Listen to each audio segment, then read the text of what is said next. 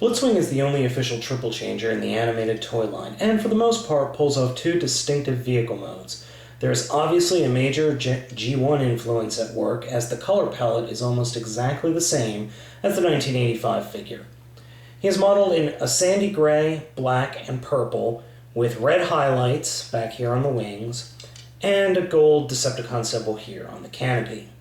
The figure only comes with two accessories, which are these missiles, and there's nothing special about them, they just look like missiles of fire, and they attach into the cannons and don't really offer much in jet mode or in any of his other modes. They fire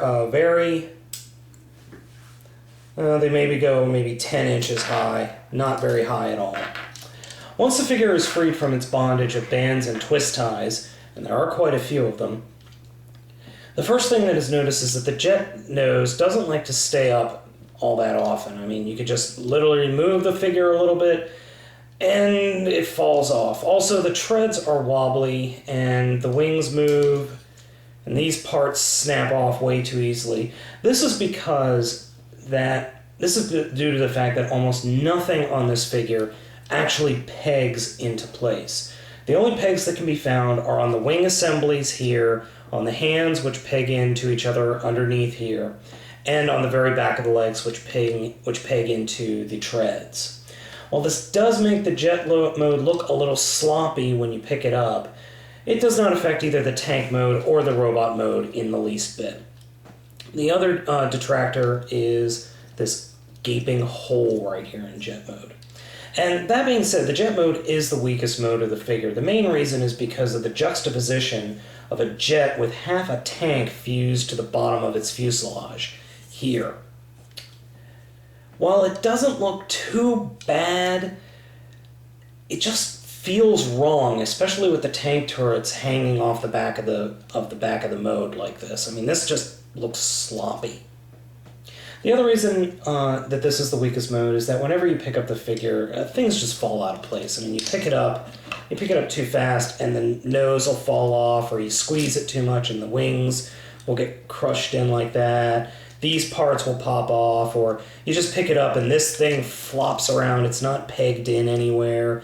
I suppose it's supposed to sit at the bottom of the treads, but the treads move around constantly. It's just annoying. And honestly, the jet mode just doesn't look all that impressive.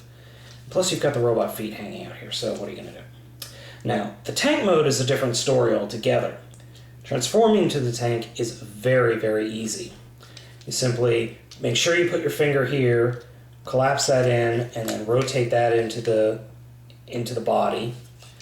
Take these wings, fold them down, and rotate them like that. Flip this whole unit up. You actually need to extend it. There's a double hinge joint right here, so you have to be careful of that. So just take this whole unit and peg it into place. Lift those two parts up.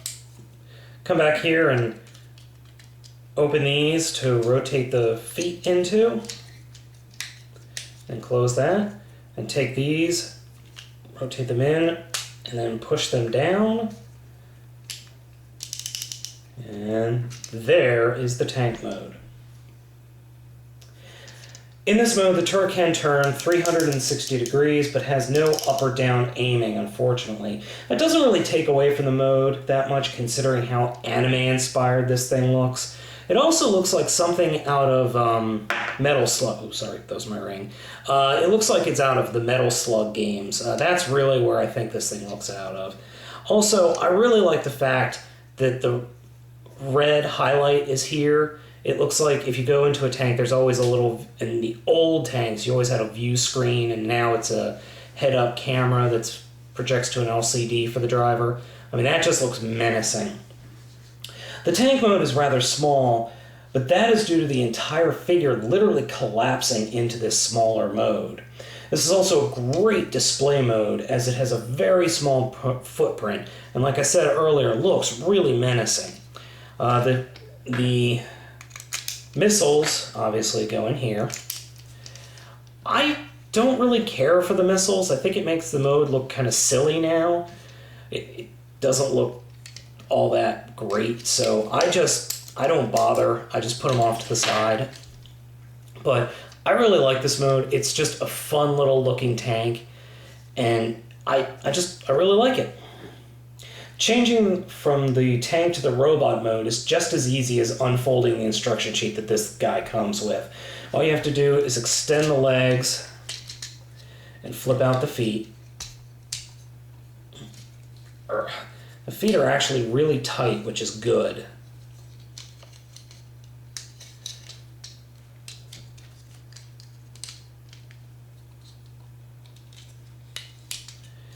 And then just take the turret and rotate it up like that and pop it off and just leave it there. Then you take the whole back of the figure and you split it like that. And you take the head, rotate it up and turn it around. Bring the turrets back up and you unfold the arms. And I'm going to zoom out here so you can get a better look at the figure. Oh, and the last thing is straighten the wings out and put them back like this. The robot mode is one of the tallest figures in the line, non-leader figures that is. It is almost as tall as Lockdown, and I'm going to just rotate the camera up a little bit. Sorry about that, folks. As you can see, he is almost as tall as Lockdown. He's just a little bit shy of Lockdown's height. But, I mean, even at the cannons, he's just a little bit shy. But he puts to shame all of the other Voyager figures, as Prime only comes up to about here on him. He's much taller, and, I mean, Lugnut comes up to like here. But he's much taller, he's got fantastic articulation. His arms are a little bit hampered by the wings, but you can just rotate them out of the way. His head turns 360 degrees and 360 degrees. As you can see, the different faces. His legs are fully articulated. I mean, he's just an all-around positive figure. And there's his Arnold face, crazy face, and German face. Well, they're both kind of German. But the knob on the back is such that my fingers don't have a lot of texture on them, so I have a hard time getting his head to spin, so I just do it like this. I prefer either the crazy face or the big chin face. I'm not a huge fan of that face, but in the show, whenever he has this face on, he looks much slender. Because of the way the figure is looking more, I guess, buff, I either use the crazy or I actually prefer this face. It just makes me think of the G1 mold more. So far, I panned the look of the figure on TFWire. I actually really enjoy this figure. I'm thrilled with it. The jet mode is weak. Don't let me... I don't like the jet mode. That's just me. But the tank mode and robot mode more than make up for it. Let me put the things in here. I don't care for the missiles, but you know what? If you didn't come with anything, that'd be a problem. So, but I love this figure. I think it's a great figure. I'm thrilled with it. If you see it in the stores, I strongly recommend picking him up. You really won't be disappointed, except for the floppiness of certain parts. Ultimately, I can overlook it. Normally I wouldn't, but I think he's just got such a strong tank mode. And he's really the only tank in the entire line, so, I mean, we gotta have a tank. But go out, get this figure. I don't think you'll be disappointed.